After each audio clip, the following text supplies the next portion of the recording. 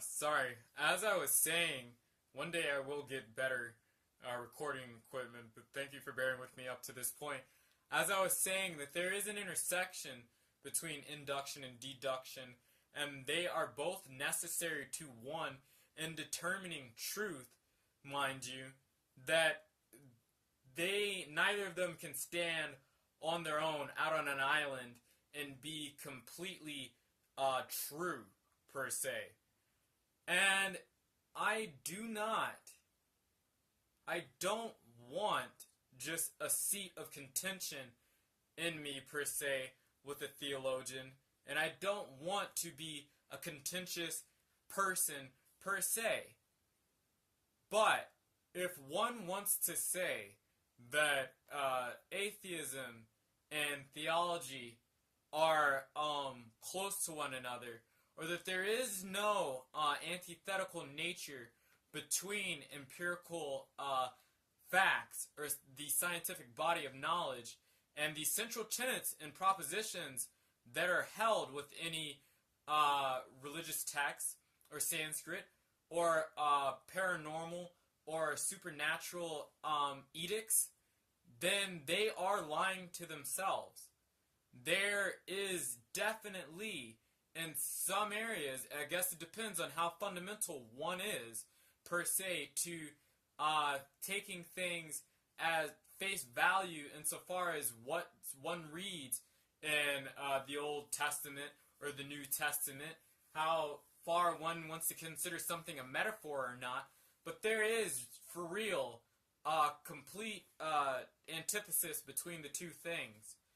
And I stand to reason and say this, that there is no thing that I hold, or I think, or that I believe without any bit of research, investigation, evidence,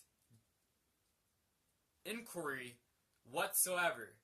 There is nothing that I will hold to that I cannot scrutinize and that I cannot test. There's no claim that I will make that cannot be proven true or false. That's not falsifiable. At least I will try not to make those claims. I'm not perfect, as no human being is perfect per se, but I hold myself as a rational individual and a logical being, and I try to be consistent.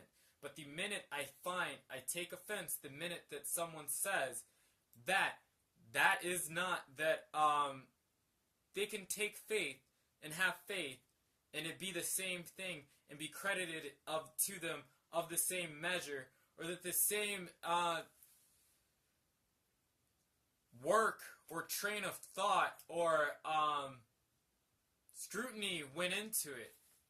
I oftentimes encounter the person that says, yes, I was born Christian or I was raised Christian, but I came to faith on my own at some point in time. And I don't ever ask the person this because I try to be respectful of their beliefs, but I always wonder, did you ever allow doubt and skepticism be directed towards your beliefs? I don't mean did you go on an exploratory venture and heavily study scripture or anything like that, but did you read the antithetical arguments? Did you read the contentious things? Did you read the things that were completely against and violent to your own beliefs? I have read things that are completely violent and contentious to my belief structures. Nietzsche is a philosopher that does philosophy with a hammer. There's nothing nice in reading Nietzsche. There's nothing nice in reading Heidegger. Some things that Heidegger says. There's nothing nice in reading Hegel. There's nothing nice in reading a lot of philosophers, or Schopenhauer. They weren't trying to pour honey to one's ear. And there's not necessarily everything is lovely and nice in the Bible. I'm not saying that. But what I am saying is, how much did you challenge yourself, and how much did you really shake the foundations of what you thought, or what you were given, or what somebody inundated and instructed you with since the time you were young? I think there are very real reasons for why people believe what they believe, and I think that they are fundamentally psychological and have everything to do with one's subjective experience and have nothing to do with the nature of reality or the validity of the existence of some supernatural or divine being.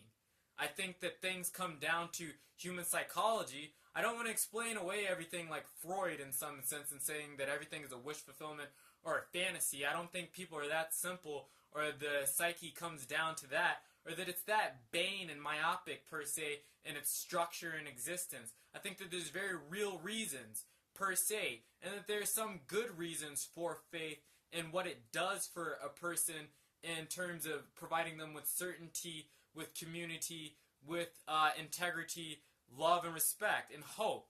I have said in other videos, I don't want to rob somebody of those things, but if somebody is then going to take those things and extend them beyond the context that they can exist in, and by way of try and equate themselves with empiricism, or cuddle up to empiricism, or own it as their own thing per se, without the complete honesty and authenticity in some respects about the nature of their beliefs, or the nature of the belief structures themselves, and the and real transparency so far as in that there is many things about science that is fundamentally against spirituality per se, or not spirituality per se, but just what's in religious texts. There would be no propositions per se, and you would not have atheism look the way it does if there wasn't the advent or the domination of the Catholic Church and its adoption of Gnostic thought that completely disavowed a investigation and thought about the material world. There was a tenet that the church accepted, that the material world was damned and all material things were worthless essentially in comparison to spiritual ones, and there is a greater meta world out there that people should put their hopes in and look towards, and not necessarily to this one. It is that belief structure that gave birth as a antithetical birth, insofar as the thing that was shadowed and cast off rose up in alchemy and transmuted itself into science, and it is science does in its conception stand as the complete antithesis to a certain type of thinking that came by way of the church's existence and its doctrine and dogma. It's completely opposed to it. So when people say that there isn't that contention, they're lying to themselves. I just fundamentally believe that. They're lying to themselves, and that being of a religious belief is not equal to being an atheist. It's not in the slightest. And atheism is not a universal belief system insofar as there is some dogmatic structure or some universality amongst the beliefs in atheists. There is not, we don't have atheistic heretics.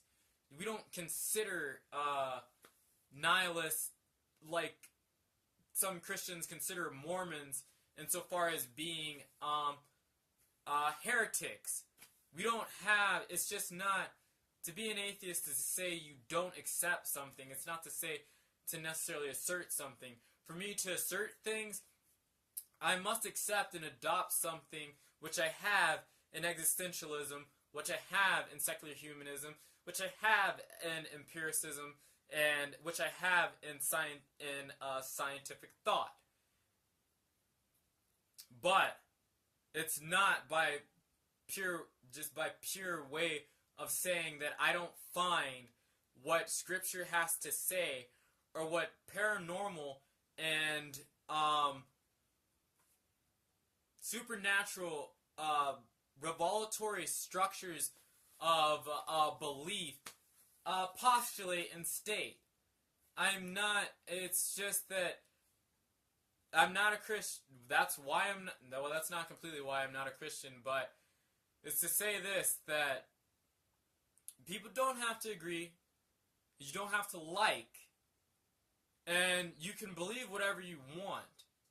But do not tell me things or try to come to me with certain arguments and contentions that are completely misguided, misplaced, myopic, and fallacious. They're just erroneous. And this is not apologetics, but it is me drawing a line in the sand, which I had tried to do in a less confrontational and overt way. But I guess that was not enough, and therefore there is this video. So this is what I have to say, and thank you for listening, and this will be the last time I say anything.